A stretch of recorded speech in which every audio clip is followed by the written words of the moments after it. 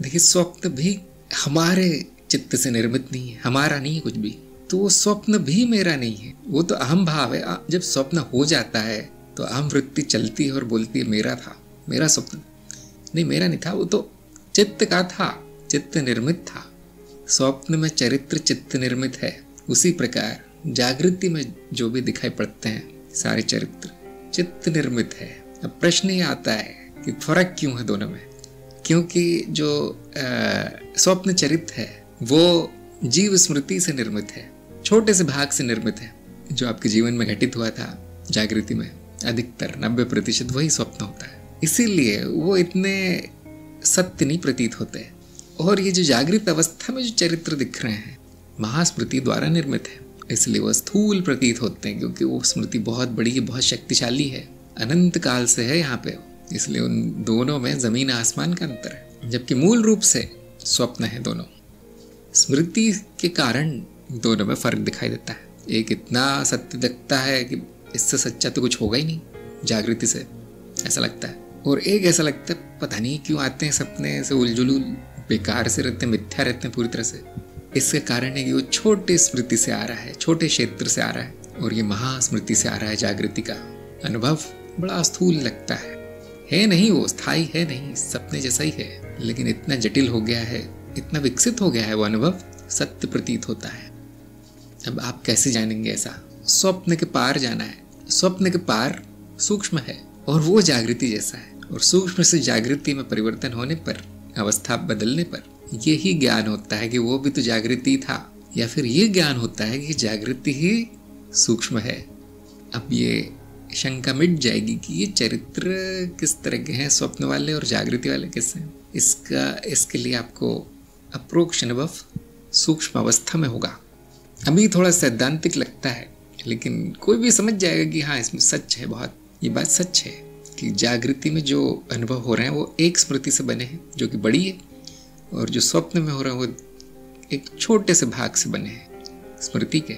मूल रूप से जैसे मैंने कहा सब कुछ स्वप्न ही है, स्मृति जनित चित्त निर्मित मायावी अनुभव। स्व समानता का नियम याद कीजिए, जो छोटा भाग होता है वो इतना स्पष्ट नहीं होता और इतना जटिल नहीं होता, जबकि बड़ा जो होता है स्व समान भाग वो बड़ा जटिल होता है, स्पष्ट होता है, उपयोगी भी होता है। अब ऐसा नहीं कि जीव स्मृति कहीं और से आई है, महास्मृति का ही भाग है, लेकिन स्व समान है।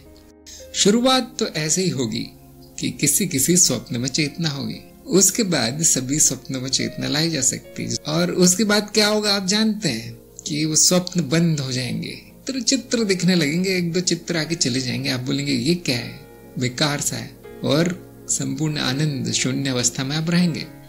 वो शून्य अवस्था स्वप्नों के द्वार खोलती है, और वही शून्य अवस्था सूक्ष्म अवस्था के द्वार खोलती है। अब जिसको सूक्ष्म अवस्था का द्वार मिल गया वो स्वप्न में क्यों जाना चाहेगा, आप बताइए।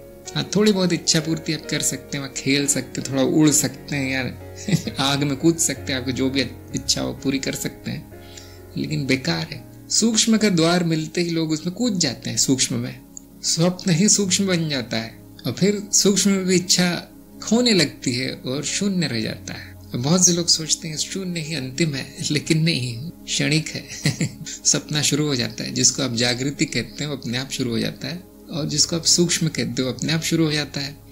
अब बड़ा कठिन है यहाँ पे क्या हो रहा है बताना। अब ये तंत्र विज्ञान का विषय हो गया। ज्ञान मार्ग में हम क्या कहते हैं, स्वप्न में चेतना ले आइए और देखिए कि ये जागृति भी स्वप्न है, और मैं कहता हूँ सूक्ष्म में चेतना ले आइए, ज्ञान के लिए उपयोग कीजिए, सूक्ष्म लोक का गुरुजनों से मिलने के लिए उपयोग कीजिए, ज्ञान लेने के लिए, माया का ज्ञान लेने के लिए उपयोग कीजिए, और वापस जागृति में। अभी मनुष्य रूप में जागृति ही हमारा घर है। स्वप्न में चेतना के लक्षण है कि स्मृति पुल बन जाता है जागृति और स्वप्न में, वहां ज्ञान पहुंच जाता है उस पुल के ऊपर चलकर। इतना सा है, देखिए बड़ा सरल। इसकी एक और तकनीक है स्वप्न में चेतना बनाने की, कि पहले तो नींद पूरी कर लीजिए, उसके बाद वापस सो जाइए, और इस बार सोना नहीं है, केवल देखना है नींद की प्रक्रिया को। चित्त और इंद्रियां कैसे एक के बाद एक छूट जाते हैं, ये प्रक्रिया देखनी है, और स्वप्न शुरू हो जाएगा अपने आप, आपको नहीं कुछ करना है। और यदि आपने इतना कर लिया तो मतलब पुल बन गया। आपकी जो जागृत अवस्था की स्मृति है वो निष्क्रिय नहीं हुई अभी, क्योंकि आपने उसको बना रखा है, पकड़ रखा है उसको, और स्वप्न शुरू हो गया है। अब इन दोनों स्मृतियों के बीच में संपर्क बन गया है। अब संपूर्ण ज्ञान के साथ वो स्वप्न होगा।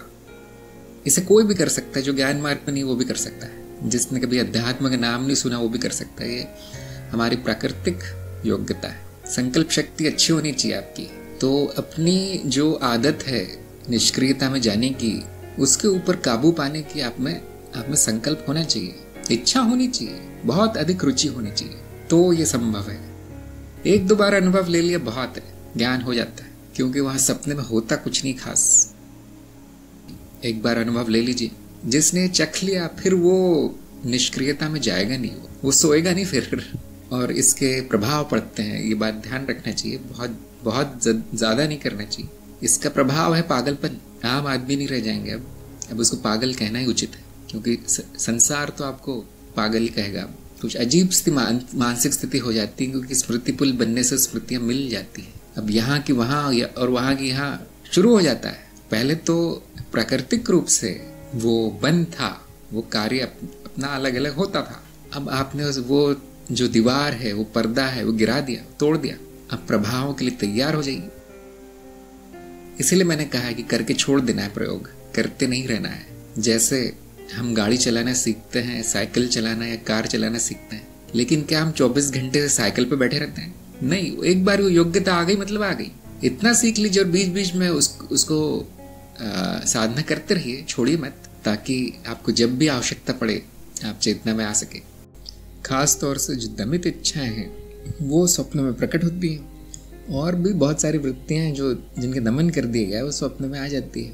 और जो बहुत कुछ आदतन चल रहा है, आदत के अनुसार चल रहा है, यही होता रहता है जागृति में, वो भी आ जाता है स्वप्न में। वही कारण शरीर में भी छपा है। हाँ, जिसकी आदत पड़ गई वो कारण शरीर में छप गया, या जो संस्कार पक्का हो गया वो अपने आप कारण शरीर में छपा है, ऐसा हम बोल सकते हैं। तो स्वप्न में जो भी दिख जाए वो इसी तरह का होता है, वो फिर हम कहते हैं हाँ कारण शरीर की वृत्तियां बताई जा रही हैं, दिख रही हैं। जो जागृति में दमित कर दिया गया था उसको थोड़ा अवसर मिल जाता है आने का, लेकिन फिर उसको एक बहुत सटीक विज्ञान नहीं मानना चाहिए। अरे मुझे ये दिख गया, अब तो मेरी यही दमित इच्छा है। कुछ नहीं बोल सकते आप, कुछ नहीं बोल सकते ऐसा। तो अगर वो बार बार दोहराता है वही स्वप्न एक जैसा ही, थोड़ा बहुत वही वृत्तियां चलने लगती है, वही इच्छाएं आने लगती है, वही कर्म होने, फिर अब बोला जा सकता है ये कारण शरीर संस्कार है। वैज्ञानिक विधि अपनाइए, बस अपने आप समझ में आएगा क्या कारण शरीर से आया, क्या ऐसे ही है।